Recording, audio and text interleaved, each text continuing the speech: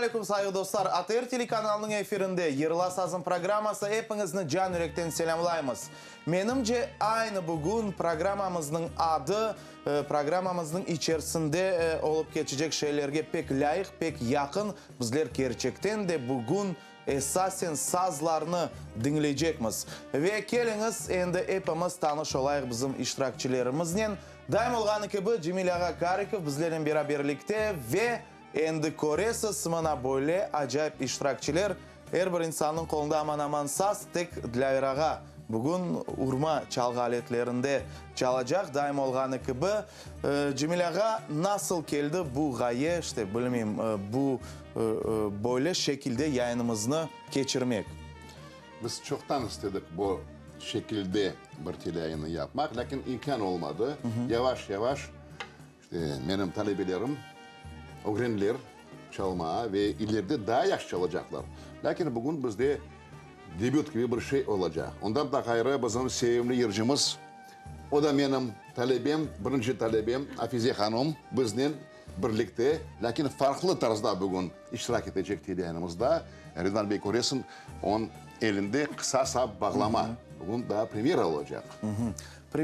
Premyeralar çok demek. Yayınımızın devamında Hafize Hanım nasıl sezesiz özünüzü yanı bir rolde? Menimce her bir insan yanı bir şeyini başlaganda, birinci adımlarını başlaganda pek heyecanlana. Endi yırga kelgende elbette sanaga çıkmak meselesinde sizge bu yanlış şey değil ama böyle şekilde heyecan var demek. Evet, heyecan var çünkü evet evde özümüzün arasında ben özüm evde böyle çalam ama böyle hem televizyon vasıtasıyla evet benim için çok büyük heyecandır. Böyle işte. Bakarız inşallah. dinleyerek, eşiterek. Cemil Ağa siz çok vakit devamında yalvardınız bu insanlarga bağlamanı kolunuzga alınız deyip. Yok, misal olarak Rihanna endi 3 yıl katnay. Aziza Koçarahimova bu sene 4. ay çalışa. Afize Hanım bizim ailemizin dostu, pek yakın dostu. O bizge kele misafirlik kele bizde sık baramız onun evine. Lakin nafile vakitini geçirmeyip deyip bir çalgı aletini alam, göstereyim. Afize çoktan da çalacak idi. Lakin bu sene oldu işte. Pek güzel ve elbette benimce endi seyircilerimizge pek meraklıdır ve dinlemege istekler vardır. Aslında bugün yayınımız devamında 7 yır nağme olacak ve birincisi duet şeklinde belli balıkçıyım yırı. Elbet. Biz cesurlandık ve bu varyantını göstermek istedik bizim saygılı teleseyircilerimizge. Şimdi benim elimde bu çalgı aletin adı uzun sap bağlama, Rihanna ve Aziza bugün çalacaklar kısa sap bağlamada. Lakin bu çalgı aletler hepsi kireler bağlamaların ailesine. Demek ki bağlamalarının ailesi mümkün aytmaya endi Cemil Ağa'nın ailesi de olgan talebeler. Onların icrasında şimdi bizde balıkçıyım halk yeri böyle bir acayip şekilde olacak. Halk yeri onu da belki aytmak gerek. Bizim ekseriyalda teleseyircilerimiz belki bilmeyi. Aslında bu yerin avtoru, müellifi Aram İliç Haçatüryan. Ta 1935 senede bedi film çıktı, Pepo. Ve aynı bu ezgi bu filmde yankıradı. Sonra bizde halkımız aslında istidatlı. Demek bir istidatlı halk şairi tapıldı ve uydurdu sözlerini ve en esas mesele şundaki milletimiz bu yerini kabul etti. Ve Kırım Tatar incelikleri de bu yıla kirdi. Demek eğer karıştırmaga tırışsan mümkün tapmaga yerinin müellifini demek müellif akları var. Lakin takdir öyle oldu ki halkı yırga çevrildi. Bu yır keliniz dinleyik çünkü icra etüf şekli pek meraklı olacak.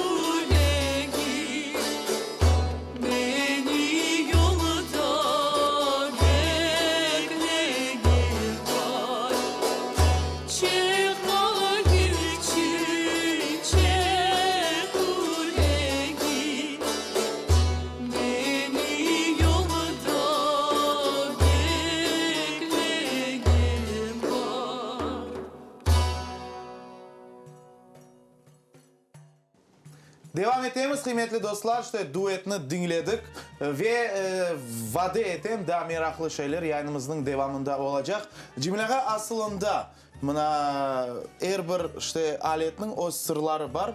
Bağlamada öğrenmek için çok vakit gerek ola mı böyle addi bir insana? Evet, profesyonel şekilde çalmak için evet o zaman ister. Lakin bağlama için farklı metodlar. Yani şkola igri. Ben fırsattan faydalanıp 2 tane kitabını bugün getirdim. Aha. Rıdvan Bey bana gösteriyorlar. Veriniz, O göstereyim. mahsus Türkiye'de basıldı. Çok yazık ki bizde daha öyle kitap çıkmadı. Lakin niyetlendim kısmet olsa yavaş yavaş bu işini başladım endi. İçerisinde elbet Kırım Tatar yılları, Kırım Tatar instrumental havaları olacak. En birinciden elbet bu çalgı aletini anlatmak gerek. Diapazonlu, nas sesleri, bunda komalar var. Evvelizilden bizim çalgıcılarımız bu sırlarını bile eder. Lakin unutlar. Yavaş yavaş tazeletmek gerek bu bilgilerin. Ve Cemile'ye repertuar yırlarını saylaganda közögne almaya gerek işte nasıl elbet. aletler. Elbet. Çünkü bu çalgı alette gene de tekrarlayayım komalar var. Evvelizilden aslında bizim icracılar kullana eder. Komaların bile eder. Şimdi yavaş yavaş Türkiye'ye, Arabistan'a bakıp biz gene de öğreneceğiz. Çünkü bizim misal olarak Kırım Tatar sanat müzikası, yani kanların devrinden kalgan eserleri anda dosdoğru yazılar, komalar. Yani bu işaretler var. Gazi Giray Han olsun, Ahmet Çoban Giray olsun bu komaları var. Ondan da gayrı işte Mustafa Cevkeri yazgan eserlerde, Aşık Ömer yazgan eserlerde çünkü onlar sazda çalarlar. Elbette koma var idi. Ve elbette ki yerini şimdi dinleyeceğimiz Kuzde Yaprak Dökülür. Komalar var mı bu yerde? Yok. Bu yerin müellifi bizim merhum bestekarımız Yaşar Fedinov, sözleri yazdı Yusuf Bolat. Ve hakikaten de bu yerini bizim milletimiz pek seviyor. O öyle mülkünü aytma halk tarzına çevrildi. Lakin bugün biz biraz farklı varyantını göstereceğimiz. Rihanna icra edecek. Ben de eşlik yapacağım.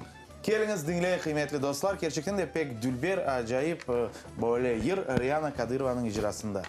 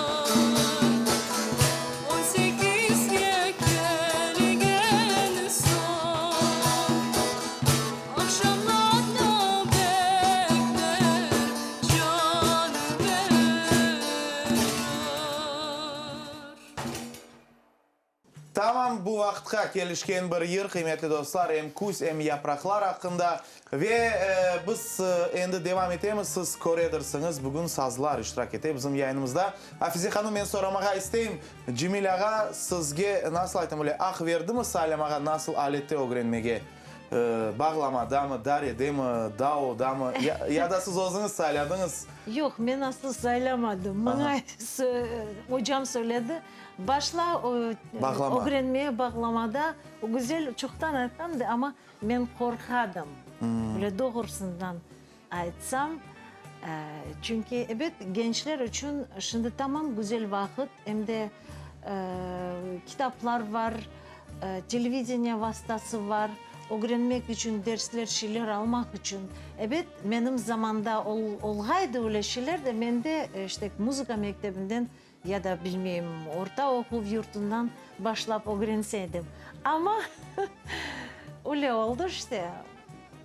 Bir korku var idi demek ki başlamazdan. Ben aslında korkam, pek heyecanlıyım. Ama menimce her şey güzel olur. İnşallah. Cemil ağa işte nege esaslanıp siz buna bağlamağa bir insan öğrenecek mi? Ya da belki bilmiyorum diğer bir alette belki bu insan ziyadece santrda öğrenmek gerek. Ya da bu insanın özüne bağlı. Kim neyini istey çalmağa? Elbet o da var. Lakin en birinciden sazlar evvelizeden vardı Kırım'da ve öyle polifonksiyonel şekilde mümkün çalma. Yani soloda mümkün çalma, bir çalgı takımın içerisinde de mümkün iştirak etmeye. Ondan da gayrı o yengil alasın, arkasına takasın. Her yerde mümkün çalma. Ondan da gayrı birkaç tane teknika uslupları var. Yani akort mümkün çalmak, gitarada gibi. O sözüne eşlik tutma. Universal bir çalgı aleti. Elbet. Mına Zemanivi işte hem truba, klarnet çalgan insanlar общий fortepiano degen şeyini öğrenirler. Bilmek gerekler. Bu da Tamam. ne çalsan çal ama sazını çalmağa gerek. Elbet. Kemanede okugan violonçelde misal olarak klarnet olsun, truba olsun. Evet, müzika mektebinde öyle bir disiplina var. Yani общий fortepiano, umumi fortepiano. Misal olarak Türkiye'de o yok. Türkiye'de общий saz, öyle demek bağlama, umumi saz. Biz de yavaş yavaş demek endi o yolga çıktık. İnşallah. Şimdi Hafize Hanım pek meraklı şeylerin ayıttı. Şimdi imkan çok. Tek tırışmak gerek, tek çalışmak gerek. Ondan da gayrı internet vasıtasıyla bakasın. Türkiye'de genç bağlar 5, 6, 7 yaşında öyle bir yaxşı çalalar. Ondan da gayrı icra eteler. Evet, eğer ailede olsa balalıktan onu barıp tellerine tiysen son insan alışa, kollar da alışa. Ama bu şey Hafize Hanım yaşlılığına olmağını bakmadan Hafize Hanım bugün bizlerini kuvandıracak. Hafize Hanım bir papuri hatta olacak bizde. Birkaç yer bir ardından pek meraklı işte. Birer beyit olacak. Keliniz siz birer beyit. Keliniz dinleyik ziyadece. Endi men belesem laflar yeter. Keliniz dinleyik. Hafize Hanım icra ete.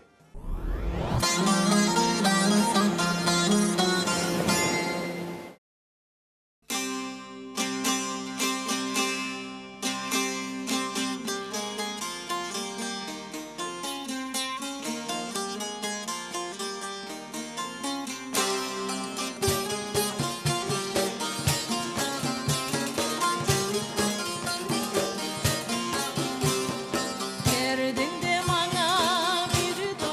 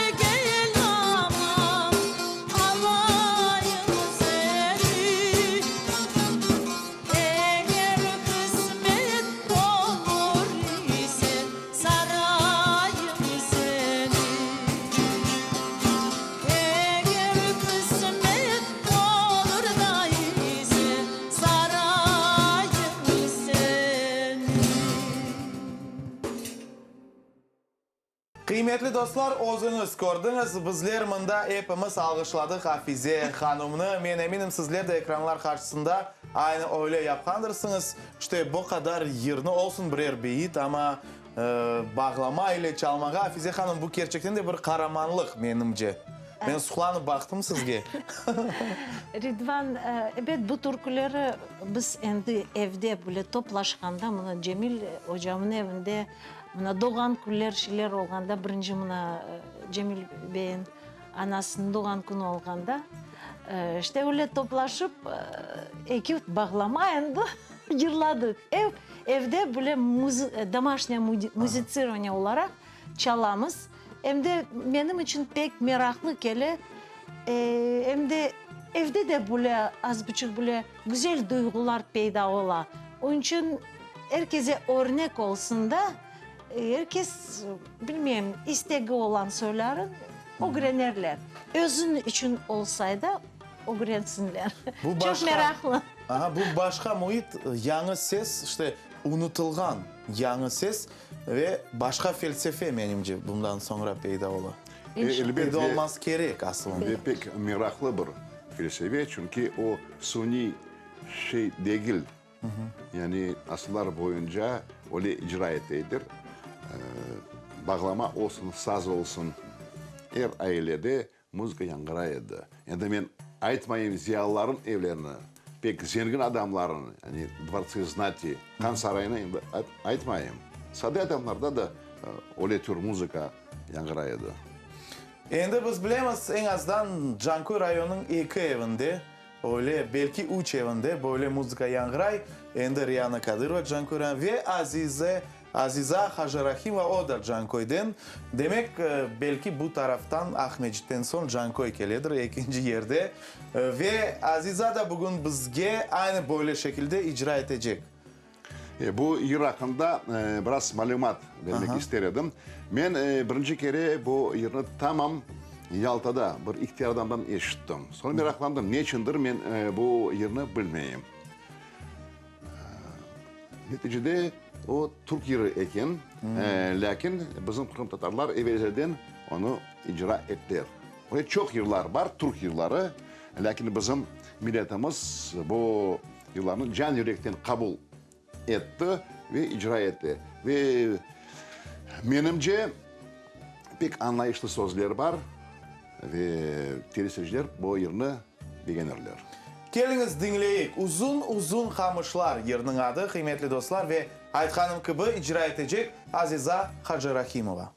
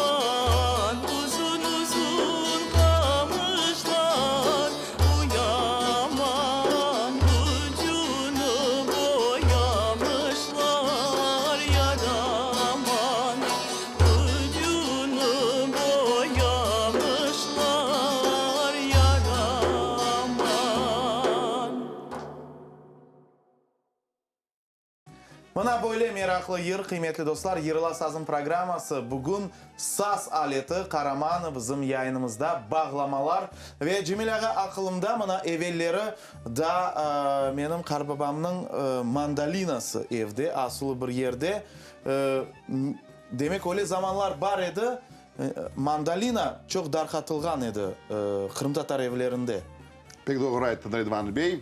Ondan da gayrı ne mümkün aytma. Şimdi şu bizim zamanımızda Türkiye'de misal olarak mekteplerde mahsus biz ayttık umumi mandalina ve umumi kaval var.